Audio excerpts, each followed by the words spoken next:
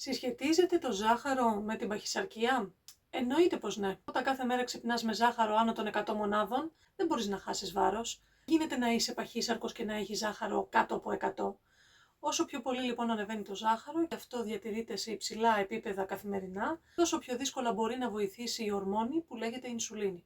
Κάποια στιγμή φτάνουμε στο σημείο να αποκτήσουμε αντίσταση στην ινσουλίνη, παρόλο που το πάγκρεας εκρίνει μεγάλη ποσότητα προκειμένου να ελέγξει τη γλυκόζη στο αίμα. Η αντίσταση στην ινσουλίνη συνεπάγεται δυστυχώς αποθήκευση λίπους. Τι προκαλεί αύξηση ζαχάρου στο αίμα?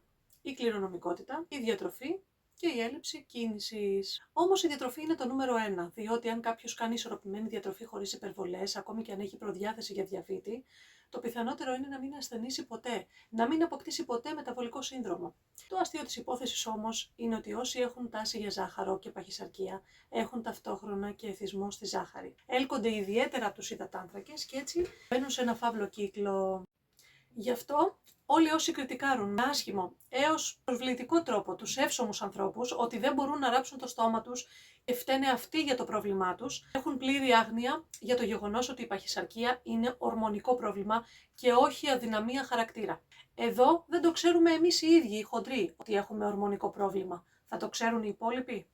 Σήμερα λοιπόν είμαι ακόμα πιο χαρούμενη από χθες, γιατί το ζάχαρό μου στην πρωινή μέτρηση ήταν 89. Επιτέλους κατέβηκε πάλι κάτω από 90 και έφυγε μια μικρή κατακράτηση υγρών από διατροφικά λάθη του Σαββατοκύριακου. Το μοναδικό γεύμα μου ήταν όπως συνήθως ένα πιάτο σούπα από πόδι μοσχαρίσιο, φουλ κολαγόνο, 4 αυγά τηγανιτά στο ελαιόλαδο και ένα πιάτο από δομημένους λαχανοτολμάδες σε εκδοχή κέτο. Το συγκεκριμένο φαγητό το έφτιαξα πρώτη φορά και βγήκε υπέροχο. Τα παιδιά μου ενθουσιάστηκαν και μου ζήτησαν να το φτιάχνω συχνά. Σοτάρισα 700 γραμμάρια χοιρινό κιμά, έριξα σκόνη κρεμμυδιού και σκόρδου, πάπρικα, πιπέρι καγιέν, λίγο κίμινο, λίγο αλάτι πιπέρι. Έπειτα έριξα μισό λάχανο ψιλοκομμένο, λίγο ελαιόλαδο, ανακάτεψα μέχρι να μαλακώσει το λάχανο, έριξα και 2 φλιτζάνια νερό και το άφησα να σιγοψηθεί για μισή ώρα και στο τέλος έφτιαξα ένα αυγολέμονο με ένα λεμόνι και 2 κρόκους και το ενσωμάτωσα στο φαγητό. Μιλάμε, ήταν πεντανόστιμο, δεν χρειάζεσαι ούτε ψωμιά, ούτε ρύζι, ούτε τίποτα. Μόνο του ήταν υπέροχο. Έφαγα και τα αυγά μου, απλά τέλειο.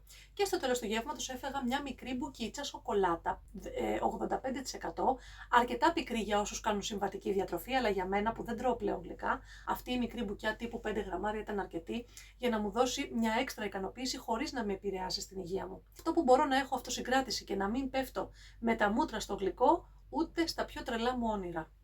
Έτσι λοιπόν, τρώγοντας νόστιμα, χωρίς πείνα, με ένα πλούσιο γεύμα την ημέρα που μου προκαλεί τέλειο κορεσμό διαρκείας, καταφέρνω να κρατάω το ζάχαρο χαμηλά, άρα και την ινσουλίνη χαμηλά και κατά συνέπεια έρχεται και η απώλεια βάρους. Αν βρίσκεις ενδιαφέρον στα βίντεο που ανεβάζω και παίρνεις και εσύ αξία για τη δική σου υγεία, κάνε εγγραφή στο κανάλι μου. Προς το παρόν, σε χαιρετώ.